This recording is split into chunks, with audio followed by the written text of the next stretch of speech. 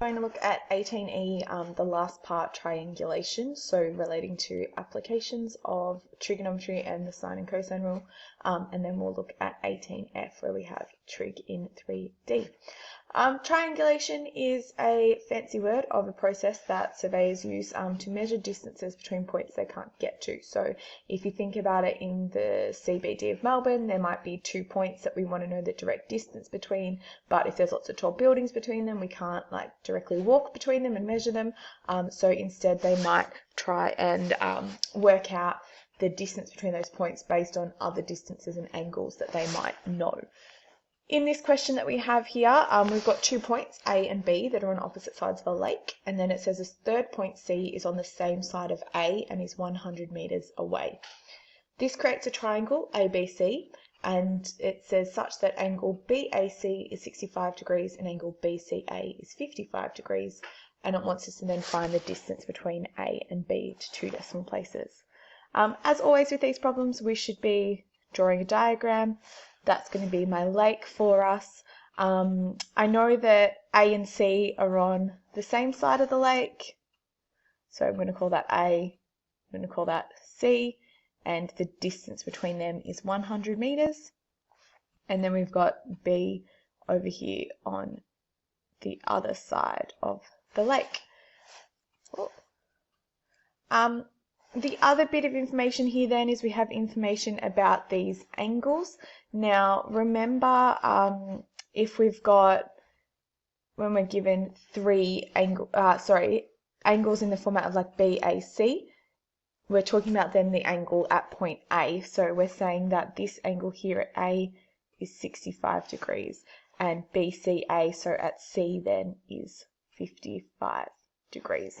And our end goal is to find this distance here, which is AB.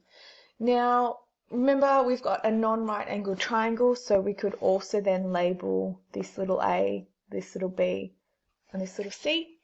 And at the moment, I've got 2 angles and the side length between them. So it's not quite helping me to find another side, but what we do know about triangles is they have 180 degrees inside of them. And so what I can then work out actually is that angle B is 60 degrees, so 180 minus 65 minus 55. And that means I can now use the sine rule because I've got capital B and little b as a pair, and I could use capital C and little c as my other pair. So reminder, sine rule, if I'm trying to find a side length, I'm going to put the side length part of the formula on top, so we'll have little c over sine C is equal to little b over sine B, and I can substitute in now what I know, so little c, let's write in AB there because that's what we're trying to find, over sine 55 degrees is equal to 100 over sine of 60 degrees. I need to multiply, that's sine 55 degrees to the other side, so I'm just going to write that down for us. And then we can put that entire statement as it's written into our calculator. So if I do that, I'll hit keyboard, 100 over sine 60, and then times sine 55, and I get 94.587. My question does say give it to 2 decimal places, so we'll write 94.59 meters.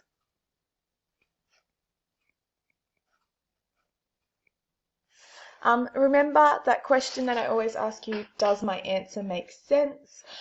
Remember that my shortest side should always be opposite my smallest angle, my longest side opposite my longest angle. Largest angle rather.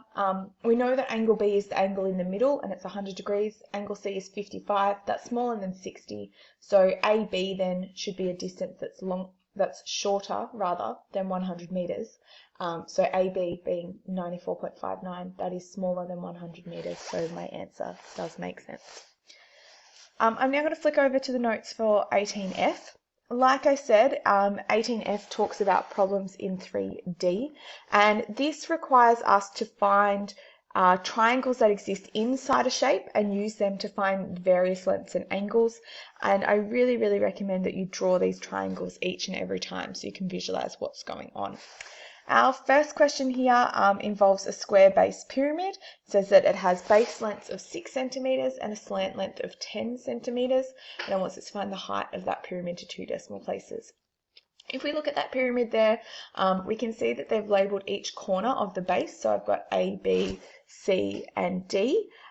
They've labelled the point or the apex V, and the center of this base has been labelled E. So when we're trying to find the height, we're trying to find that red line from V to E. Now, we also know, because this is a square base pyramid, that if this distance is 6, then all these guys are 6 too. And hopefully you can start to see some triangles that we might need to use, and we are going to need 2 steps to do it. So my end goal, I guess, is going to be using this triangle here to find that height, but I also need to know what DE is. And so in order for me to find DE, I actually want to take this base first of all and find the diagonal length of the base. So I'm going to draw this here for us. We've got B, C, D, and we know at the moment that these are both 6. And I'm just going to label E in here because we're going to come back to E shortly. Now, this is a right angle triangle, and I would be finding the hypotenuse, which is the longest side. So we know that that formula here would be C equals the square root of A squared plus B squared. And if I substitute in there, then C equals the square root of 6 squared plus 6 squared. 6 squared is 36, 36 plus 36 gives me 72, and I'm going to leave that in exact form. I'm just going to change these C's, to say BD, because that was that diagonal distance. Now, I need to use DE though, and DE is the midpoint of that diagonal, so it's going to be half of this number, so it'll be root 72 over 2. Now, for me to find the height, I'm going to now take this second triangle where I've got VE and D. I know that VD is 10, and we did just work out there that DE is root 72 over 2. This time I've got a right angle triangle, but I'm trying to find the shorter side, so I'm going to use this formula of B equals the square root of C squared minus A squared.